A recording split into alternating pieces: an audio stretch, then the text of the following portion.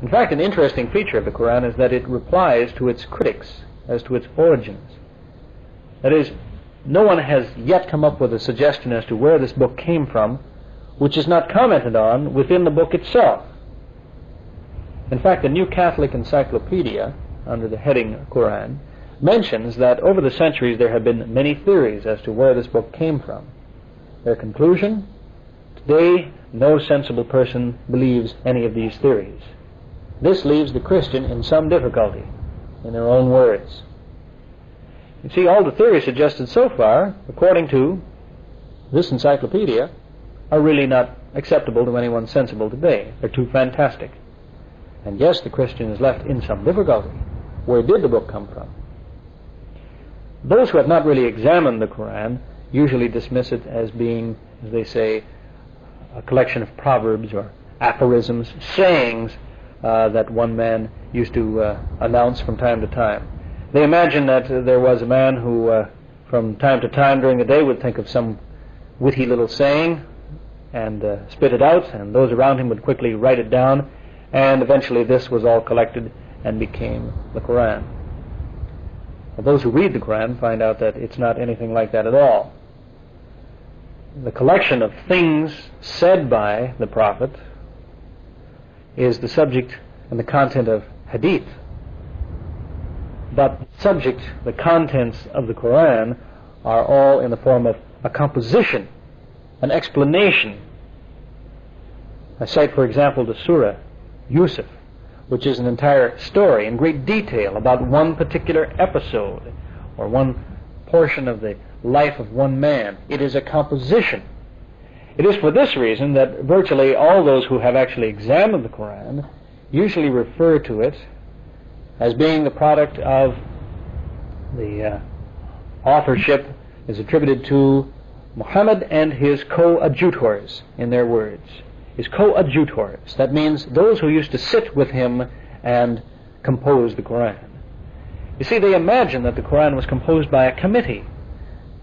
They acknowledge that there's too much information and it's too well composed for one man to have assembled.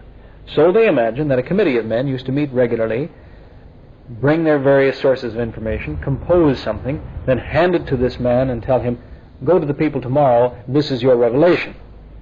In other words, it was a fraud concocted by a group of people. But what do we know about fraud? The Qur'an reminds us in the 34th Surah, 49th ayah, as it says, say, now the truth has come. And falsehood neither invents anything nor restores anything. In fact, it's hard to translate into English precisely, but what this ayah is telling us is that falsehood is not the source of a new thing. A new and truthful thing cannot come from falsehood, and falsehood does not restore to our minds the facts. Truth is agreement with facts. Falsehood is something else. So falsehood is empty. If something is born in fraud, it will never bring us new information. It will never endure. It will only collapse over a period of time. Another interesting ayah is a challenge in the 4th surah, the 82nd ayah, which is addressed to those non-believers. It reads, have they not considered the Qur'an? If it came from other than Allah, surely they would find in it many inconsistencies. You see, here is a challenge to the reader. If you think you have an explanation for where this book came from, have another look at the book. Surely you'll be able to uncover some inconsistencies to support your case. Imagine a student submitting a term paper or a final exam and then writing at the bottom of the page a note to his teacher. You'll find no mistakes in this paper. There are no mistakes on this exam. Can you imagine the teacher letting that rest? The teacher would probably not sleep until uncovering some inconsistency after a challenge like that. That's not the way human beings speak. They don't offer challenges like that. But here we have it in the Qur'an, a direct challenge saying, if you have a better idea as to where this book came from, here's all you need to do. Find some inconsistencies. Now there are critics who make the attempt. Critics who try to say the Qur'an contains inconsistencies. A publication that came to my attention recently suggested that the Qur'an was contradictory on the subject of marriage, because in one place it says, don't marry more than one wife unless you can provide for them all, and in another place it said, don't marry more than four. This they see as a contradiction. What they have is a contradistinction. In the one case, the qualification for marrying more than one has been given. In the other case, limitation on how many that may be married is given. There is no contradiction. Critics are too quick to grab hold of something and give it an interpretation and offer it as an excuse to escape the reality of this document. For critics who would attack the Qur'an and insist that it contains mistakes, we can use the same method as in our reply to Christians who claim that Jesus is on record as claiming to be equal to God. Remember the three categories of evidence offered. The evidence offered was either insufficient, ambiguous, or impossible. You see, if someone cites a verse from the Qur'an trying to show that it is a mistake, we only need to show that the verse cited is insufficient to establish that there is a mistake, or we need to show that the verse cited has other meanings than the one given by the critic, or we can demonstrate that the verse cited cannot possibly have the interpretation which the critic is giving it. It will always fall into one of these three categories. I had the experience on one occasion of describing some of the contents of the Qur'an to a man who didn't know what the book was I was talking about. It sat next to me with the cover turned over. I just told him about the book, what it contained, told him it was not the Bible. His conclusion was that the book was miraculous. This man was a minister in a Christian church. He said, yes, that book could not possibly have originated with a man. Therefore, it must have come from the devil, because it is not the Bible. Well, the Qur'an comments on this suggestion, the 26th Surah, 211th ayah, as to those who would suggest that the book came from the devil.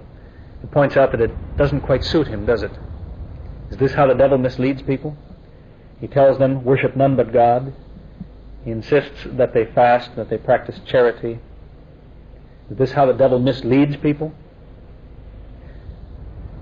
Compare the attitude of someone like this to the attitude of the Jews who knew Jesus and opposed him until the very end.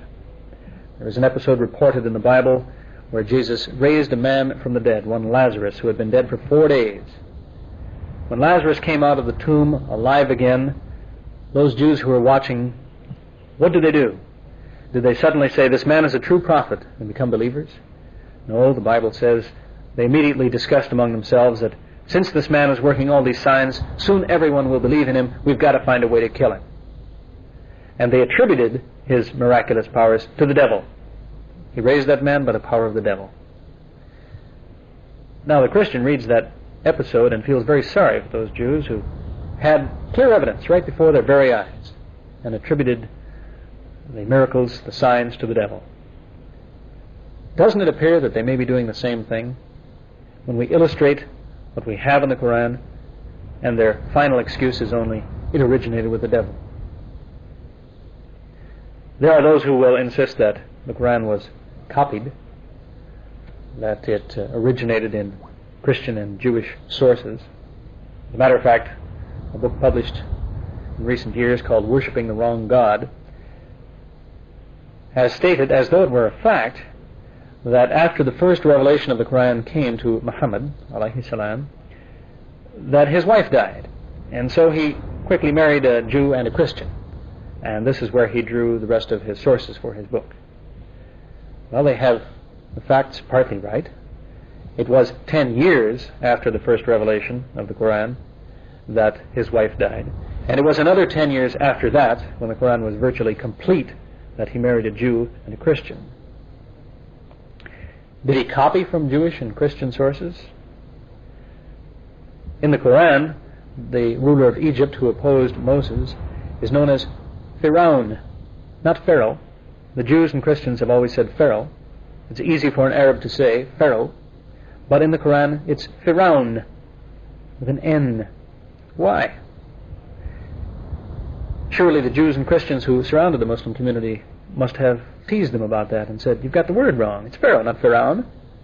But they insisted on it, and it continues that way in the Qur'an, Pharaon.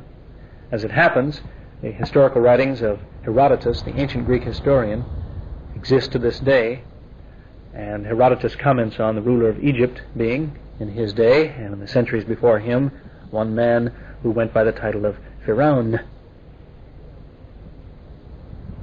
Did the book copy from Christian sources, where in the 4th Surah it insists that Jesus was not crucified, that this was only an illusion, or that the Jews who thought they crucified Jesus were mistaken because it wasn't really so? Christians would have no part of that. As it happens, the idea that Jesus was not really crucified is really very ancient and can be traced back to the 1st century. But Christians who believed that were eliminated as heretics within the first 200 years after the time of Jesus. And they weren't teaching this doctrine anywhere around the Arabian Peninsula 14 centuries ago. Could the author of the Qur'an have been copying from Christian sources when he says in the 3rd Surah, the 46th ayah, speaking of Jesus, that he spoke to men as a babe and in later life? And the Arabic word used indicates that he still was speaking to men and teaching to them in his 40s. The Christians have always maintained that Jesus was gone by the time he was 33. It indicates there could have been no copying. In fact, a man would have to be stubborn and insist on the points as explained in the Qur'an, in the face of Christian opposition, who would have said, no, it wasn't like that. We tell the story differently.